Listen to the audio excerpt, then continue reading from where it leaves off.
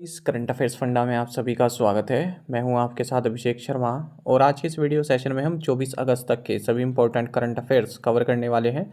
हमेशा की तरह आप इस वीडियो को अंत तक जरूर देखिएगा, आज भी आपको काफ़ी कुछ जानने के लिए मिलेगा।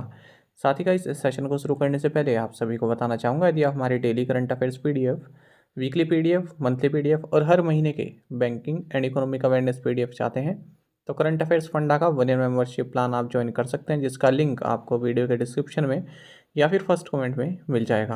आपको बता दें, इस 1 ईयर मेंबरशिप प्लान के तहत जितना भी हमारा PDF कंटेंट है वो हम आपको 1 साल तक प्रोवाइड कराते हैं, जिसे आप डाउनलोड कर सकते हैं, प्रिंट आउट भी निकलवा सकते हैं। इसके लिए चाहे तो आप करंट अफेयर्स फंडा ऐप को यूज़ कर सकते हैं या फिर अपने लैपटॉप या सिस्टम की मदद से वेब लॉगिन भी कर सकते हैं। कोई भी आपका एग्जाम हो, बैंकिंग, SSC, रेलवे या फिर स्टेट PCS, जहाँ पर भी जनरल अवेयरनेस या करंट अफेयर्स पूछे जाते हैं, सभी एग्जाम्स के लिए हमारा PDF कंटेंट काफ़ी यूज़फुल है। कोई भी अगर आपका डाउट है हमारे इस PDF कोर्स से संबंधित तो आप कमेंट बॉक्स में अवश्य लिखेगा। चलिए फिर करते हैं शुरुआत इस वीडियो सेशन की। सबसे पहले आज का क्वेश्चन देख लेते हैं, जिसका आंसर आपको अभी कमेंट बॉक्स में करना है। Where is the Three Gorges Dam located? Three Gorges Dam कहाँ स्थित है? ऑप्शन है हमारे पास चाइना, जापान, मलेशिया या फिर साउथ कोरिया। जल्दी से आंसर कर दीजिए, फिर हम आगे बढ़ते हैं। काफ़ी महत्वपूर्ण क्वेश्चन है, कई बार एग्जाम में देखा जा चुका है। जिन्हें मालूम है आंसर कर दीजिए, जिन्हें नहीं मालूम है वो गूगल कीजिए, पर इसका आंसर जरूर कीजिएगा आप।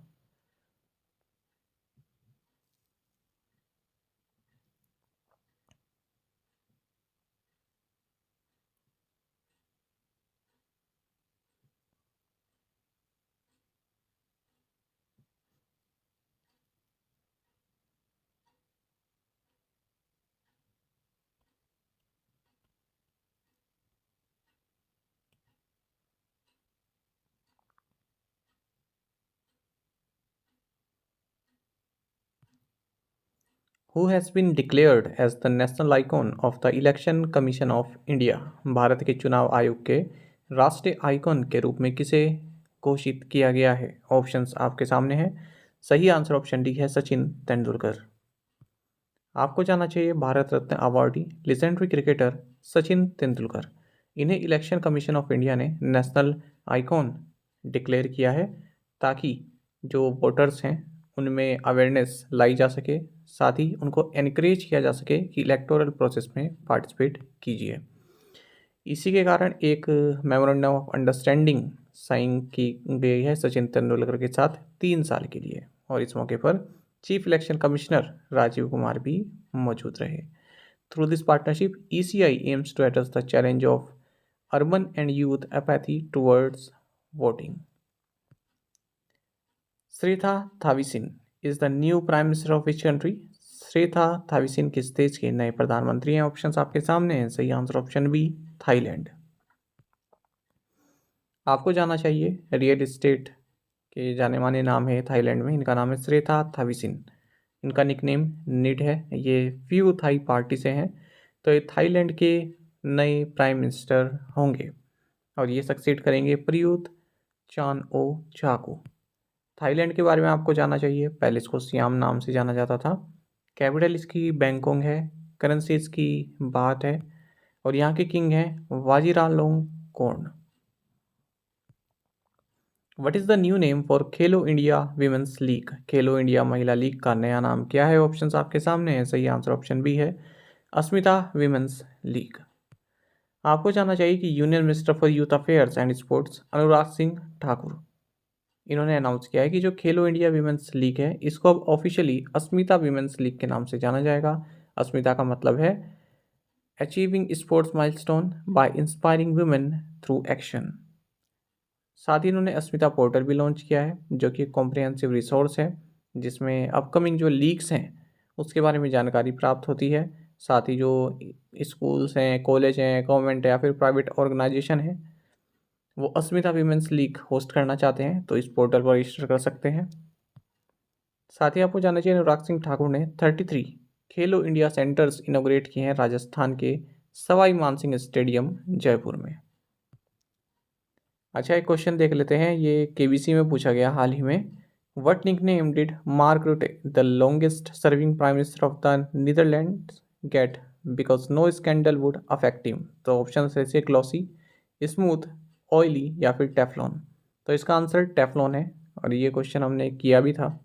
Which countries prime minister mark रुटे has quit politics after his coalition government collapsed.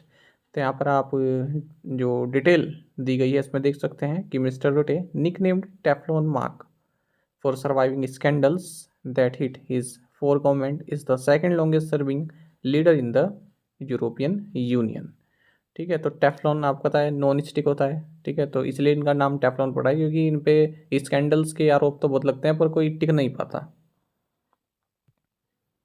Which Indian state has become the first to operationalize an Ayushman Bharat Digital Mission microsite. कौन सा भारतीय राज्य Ayushman Bharat Digital Mission ABDM microsite संचालित करने वाला पहला राज्य बन गया है?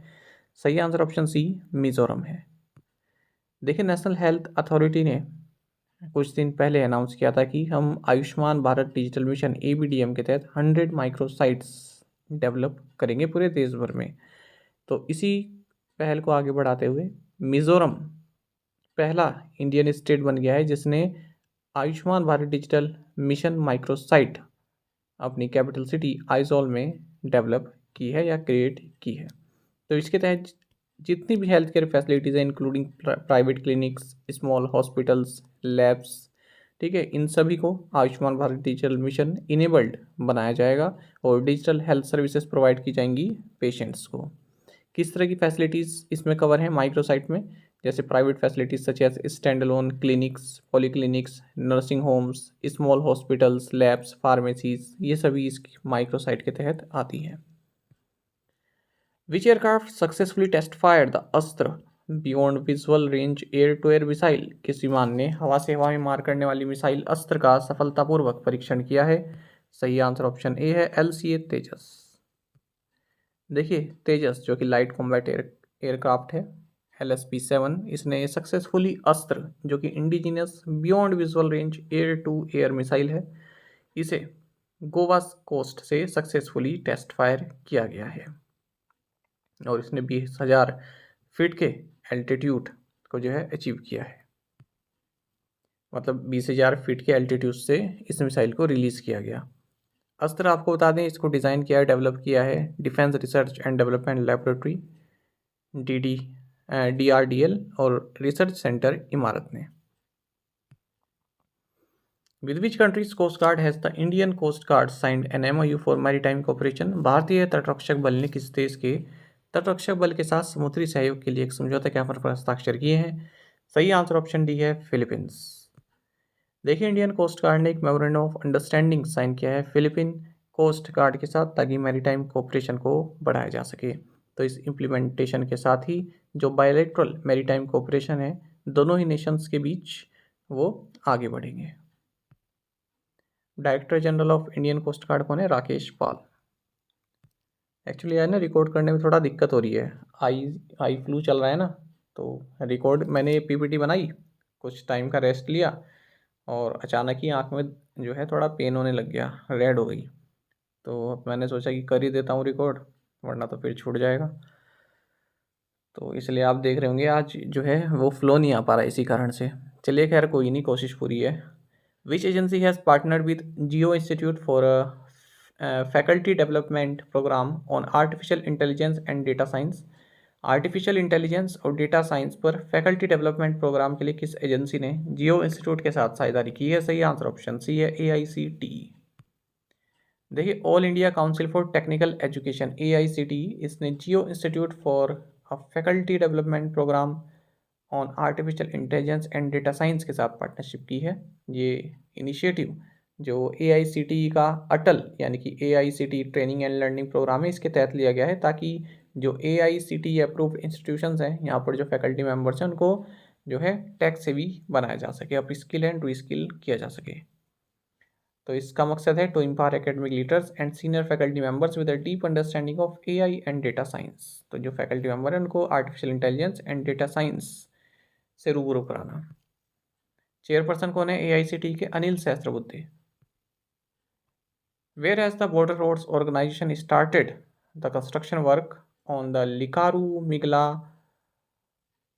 Fukche road, the world's highest motorable road. सीमा सड़क संगठन ने दुनिया की सबसे ऊंची मोटर योग्य सड़क लिकारू मिगला फुकचे सड़क पर निर्माण कार्य कहाँ शुरू किया? सही आंसर ऑप्शन ए है लद्दाख। देखिए लद्दाख में इंफ्रास्ट्रक्चर रोड इंफ्रास्ट्रक्चर बढ़ाया जा रहा है, आप सभी जानते हैं। इसी को आगे बढ़ाते हुए बॉर्डर रोड्स ऑर्गेनाइजेशन यानी कि BRO ने वर्ल्ड की हाईएस्ट मोटरेबल रोड जो कि लिकारू मिगला फुक्शे रोड रहेगी, इस पर अपना जो कंस्ट्रक्शन वर्क है वो शुरू कर दिया है ईस्टर्न लद्दाख में। 64 किलोमीटर लंबी ये रोड आने वाली है और ये लिकारू को फुक्शे से कनेक्ट करेगी। और ये जो मोटरेबल पास है ये एक वर्ल्ड रिकॉर्ड भी बना देगा कि ये जो है 19,400 फीट की एल्टीट्यूड पर ये होने वाला एक जो है मोटरेबल पास रहेगा, हाईएस्ट एल्टीट्यूड पर। फिलहाल ये रिकॉर्ड किसके पास है? उमलिंगला पास के पास। ठीक है, इसकी ये कितनी हाइट पर है? 19,024 फीट की हाइट पर है और ये वर्ल्ड का हाईएस्ट मोटरेबल पास है जिसे BRO ने कंस्ट्रक्ट किया है 2021 में। ठीक है, तो अब इसका रिकॉर्ड ये ले लेगा ऊपर वाला। उमलिंगा पास 52 किलोमीटर लॉन्ग है और ये चिशुमले को देमचोक से कनेक्ट करता है। What is the name of the recently launched new earth observation satellite of China? चीन के हाल ही में प्रक्षेपित नए पृथ्वी अवलोकन उपग्रह का क्या नाम है? सही आंसर ऑप्शन सी है गॉफिन 1204। देखिए चाइना ने एक new earth observation satellite space में सेंड की है। कहाँ से? जोकवान सैटेलाइट लॉन्च सेंटर जो कि चाइना में है। इस सैटेलाइट का नाम है गॉफिन 1204। इसको लॉन्ग मार्च 4C कैरियर रॉकेट से छोड़ा गया है और सक्सेसफुली ये अपने ऑर्बिट में प्लेस भी हो गया है। It will be used in a variety of fields including land surveys, urban planning, road network design, crop yield estimation and disaster relief. What percentage of shareholding has LIC acquired in Jio Financial Services Limited JFSL?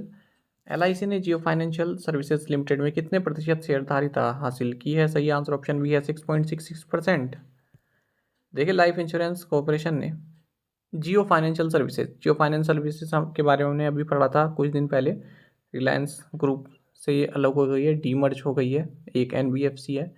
तो इसमें LIC ने 6.66% stake acquire कर लिए हैं और ये जो acquisition का कॉस्ट है ये इक्विवेलेंट है 4.68% of the pre demerge cost of Reliance industries.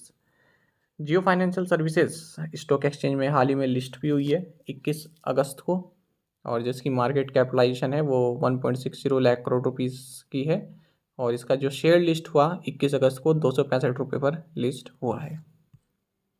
Who won the gold medal in the world para power lifting championships in Dubai UAE? Dubai संयुक्त अरब अमीरात में विश्व पैरा पावर लिफ्टिंग चैंपियनशिप में स्वर्ण पदक किसने जीता? सही आंसर ऑप्शन ए है हनी दबास।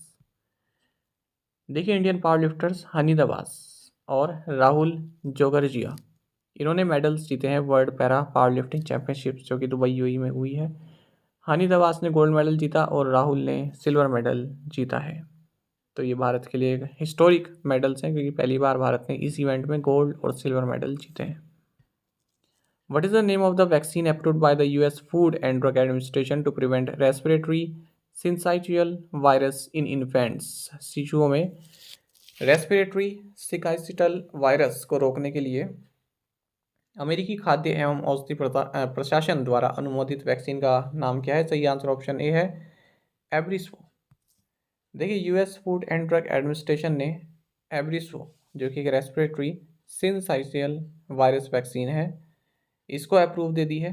ये पहली वैक्सीन है जो कि प्रेग्नेंट इंडिविजुअल्स के लिए बनाई गई है ताकि उनमें जो है lower respiratory tract disease and severe जो है ये सब ना हो। किसके कारण होती है? रेस्पिरेटरी सिंसाइटियल वायरस के कारण, RSV वायरस के कारण होती है इन्फेंट्स में, जो बच्चे होते हैं ना, तो बर्थ से लेके 6 मंथ तक की एज में हो जाती है। तो प्रेगनेंसी के टाइम पर ये दी जाएगी। ठीक है, सिंगल डोज इसकी दी जाएगी मसल्स में। Which bank is the first public sector bank to offer the online local agreement execution through NESL's digital document execution platform? कौन सा बैंक NESL के डिजिटल दस्तावेज निष्पादन प्लेटफॉर्म के माध्यम से ऑनलाइन लोकर अनुबंध निष्पादन की पेशकश करने वाला पहला सार्वजनिक क्षेत्र बैंक है? सही आंसर ऑप्शन बी है इंडियन बैंक। देखिए Indian bank first public sector bank बन गया है जिसने डिजिटल डॉक्यूमेंट एग्जीक्यूशन प्लेटफॉर्म जो कि नेशनल गवर्नेंस सर्विसेज लिमिटेड यानी कि NESL का प्लेटफॉर्म है, इसके माध्यम से ऑनलाइन लोकर एग्रीमेंट की जो फैसिलिटी है उसको अप्रूव किया है। तो ऑनलाइन लोगर एग्रीमेंट ये जो है 24 घंटे अवेलेबल रहता है, सातों दिन। ये जो कस्टमर है उनके कन्वीनियंस को बढ़ाएगा और इस एग्रीमेंट एग्जीक्यूशन के लिए जो टाइम लगता है उसको भी रिड्यूस करेगा। जो डिजिटल डॉक्यूमेंट एग्जीक्यूशन है ये fully automated contract execution platform है। इसमें paperless e stamp and electronic signature facility provide की जाती है। विच बैंक हैज़ इंट्रोड्यूस्ड जीवन धारा सेविंग्स बैंक अकाउंट? किस बैंक ने जीवन धारा बचत बैंक खाता शुरू किया? सही आंसर ऑप्शन बी है, कैनरा बैंक। देखिए कैनरा बैंक ने कैनरा जीवन धारा जो कि एक स्पेशल सेविंग्स बैंक अकाउंट है पेंशनर्स के लिए, इसे लॉन्च किया है। तो जो भी रिटायर हो चुके हैं एम्प्लॉइज़ वो वॉल्यूंट्री बेसिस पर या नॉर्मल रिटायरमेंट बेसिस पर इसको ज्वाइन कर सकते हैं। दो तरह के हैं depending on the pension credit. एक तो है डायमंड अकाउंट, ये 50,000 रुपये तक के लिए, और प्लेटिनम अकाउंट है 50,000 रुपये से ज़्यादा तक के लिए। Which Indian state secure the top position as the best state in overall physical health? किस भारतीय राज्य ने समग्र वित्तीय स्वास्थ्य में सर्वश्रेष्ठ राज्य के रूप में शीर्ष स्थान हासिल किया है? सही आंसर ऑप्शन सी, महाराष्ट्र है। देखिए महाराष्ट्र टॉप पोजीशन पर आया। अगर हम best state in overall physical health की बात करें तो ये रिपोर्ट हाल ही में लॉन्च की गई है। डॉइचे बैंक इंडिया के जो चीफ इकोनॉमिस्ट है कौशिक दास, इनके द्वारा ये रिपोर्ट तैयार की गई है और इसमें 17 मेजर स्टेट्स की जो फिजिकल हेल्थ है उसके बारे में सर्वे किया गया है। छत्तीसगढ़ दूसरे नंबर पर है, उसके बाद तेलंगाना है तीसरे पर, और जो लास्ट 3 की पोजीशन है वो बंगाल, पंजाब एंड केरल है। केरल लास्ट में है। और ये जो रिपोर्ट बनाई गई है, ये जो बजट एस्टिमेट है फिजिकल 2023-24 इसके बेसिस पर बनी है। ये रिपोर्ट में 4 फिजिकल पैरामीटर्स ले गए हैं: physical deficit on tax revenue, state debt levels और interest payment to revenue receipts. Who has been awarded Harvard universities George Ledlie prize? Harvard विश्वविद्यालय के जॉर्ज लेडली पुरस्कार से किसे सम्मानित किया गया है? सही आंसर ऑप्शन ए है, राज शेट्टी। देखिए Indian American economist Raj Shetty, इन्हें हार्वर्ड यूनिवर्सिटी का जॉर्ज लेडली प्राइज दिया गया है for building big data to break myths about who achieves the American dream and the obstacles faced by others. ये जो अवार्ड है ये हर 2 साल में दिया जाता है to a member of the Harvard University who has made the most valuable contribution to science और in any way for the benefit of mankind. How many countries including India have successfully soft landed spacecraft on the lunar surface? Bharat सहित कितने देशों ने चंद्रमा की सतह पर सफलतापूर्वक अंतरिक्ष यान सॉफ्ट लैंडिंग किया है? सही आंसर ऑप्शन सी है, 4। देखिए इंडिया का मून मिशन चंद्रयान-3 जिसकी लागत 615 करोड़ रुपए है, सक्सेसफुली लूनर सरफेस पर सॉफ्ट लैंड कर चुका है। 23 अगस्त की ये बात है, शाम के 6:04 की। चंद्रयान-3 लॉन्च किया गया था LVM-3M4 इस व्हीकल से 14 जुलाई को।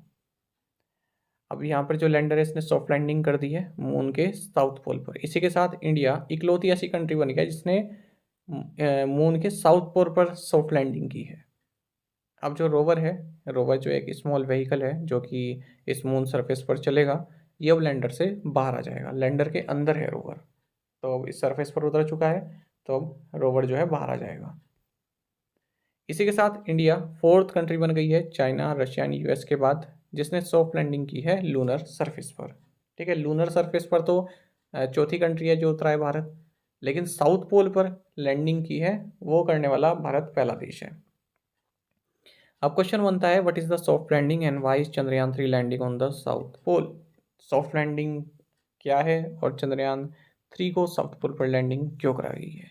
देखिए सॉफ्ट लैंडिंग नाम से पता चल रहा है, लैंडिंग एट ए जेंटल, यानी कि आराम से लैंडिंग हो।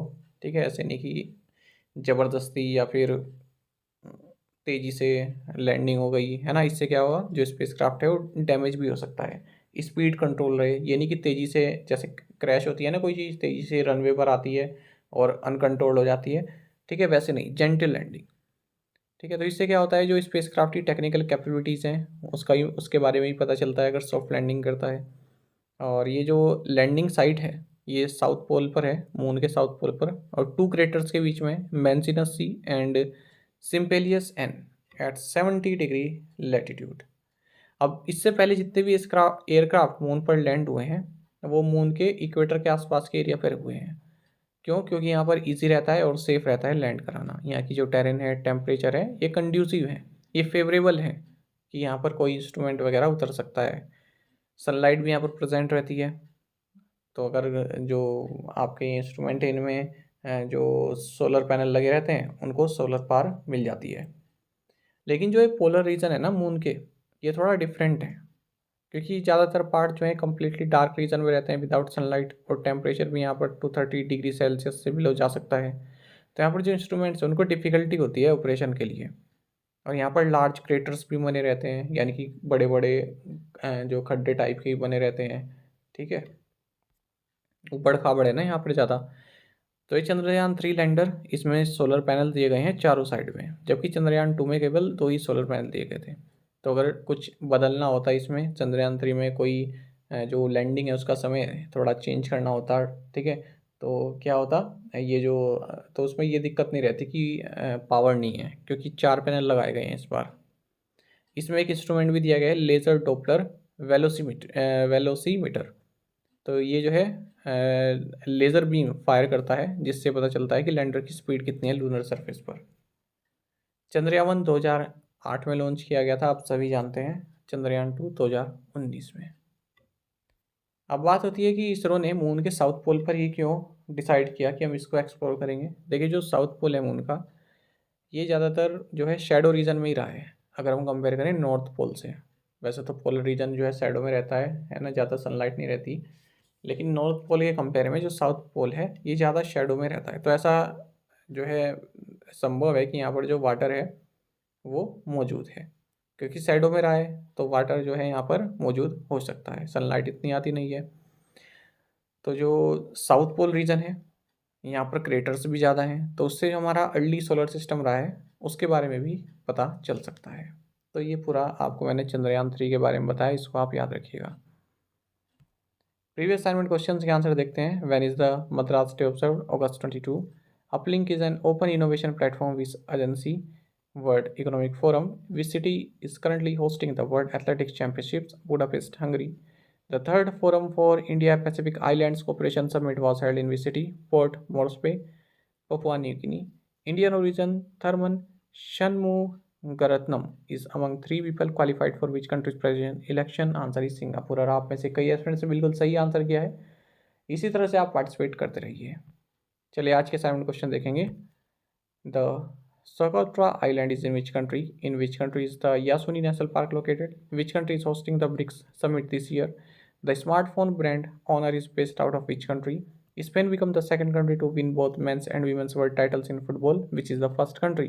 इन पांचों क्वेश्चंस के आंसर आप कमेंट बॉक्स में दीजिएगा। यदि आपको एक क्वेश्चन का आंसर भी आता है तो भी आप हमें कमेंट बॉक्स में बता सकते हैं।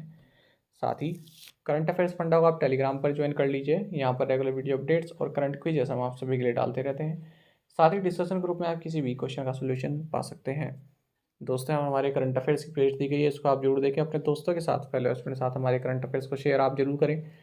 आज का ये सेशन आपको कैसा लगा आप कमेंट बॉक्स में अवश्य बताइएगा। Thank you guys.